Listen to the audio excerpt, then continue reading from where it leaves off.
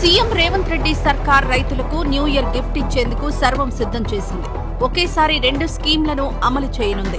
రైతులతో పాటు రైతు కూలీలకు కూడా ఆర్థిక సాయం అందించేందుకు ఏర్పాట్లు జరుగుతున్నాయి.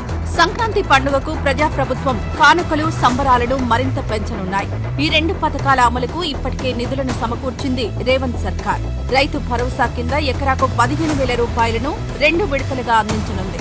అందుకోసం 7,500 కోట్ల రూపాయలు రైతులకు ఇచ్చేందుకు సిద్ధంగా ఉన్నాయి.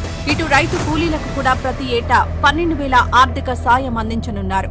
ఈ స్కీమ్ కోసం 2,400 కోట్లు ఖర్చవుతుందని అంచనా. భూమి లేని వ్యవసాయ కూలీలు రాష్ట్రంలో 30 నుంచి 40 లక్షల వరకు ఉన్నట్లు అంచనా వేస్తున్నారు అధికారులు. ఇప్పటికే ఈ పథకాల కోసం 15,000 కోట్లను సిద్ధం చేశారు ముఖ్యమంత్రి రేవంత్ రెడ్డి. జనవరి 4న జరిగే కేబినెట్ భేటీలో వీటిపై నిర్ణయం తీసుకోనున్నారు. ఇచ్చిన మాటను నిలబెట్టుకునేందుకు సీఎం రేవంత్ రెడ్డి ప్రభుత్వం అహర్నిశలు కష్టపడుతోంది. ఎందుకంటే బీఆర్ఎస్ చేసిన అప్పుల కారణంగా ఆర్థిక కష్టాలు మరింత పెరిగాయి. జీతాలు, కిస్తీల కోసం ప్రతి నెల 10,000 కోట్లు సమకూర్చాల్సి వస్తోంది.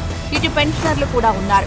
అప్పులకే ప్రతి నెల 4,500 కోట్ల రూపాయలు కిస్తీలకవుతున్నాయి.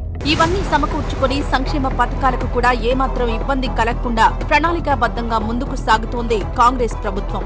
ఈసారి తెలంగాణ పల్లెల్లో సంక్రాంతి సంతోషాలు మిన్నంటనున్నాయి. రైతులకు రైతు భరోసా, రైతు కూలీలకు ఆర్థిక సాయం, ఇందిరమ్మ ఇళ్లు లాంటి కొత్త పథకాలతో ప్రజాప్రభుత్వం సంక్షేమాన్ని ఇంటింటికి తీసుకొస్తోంది.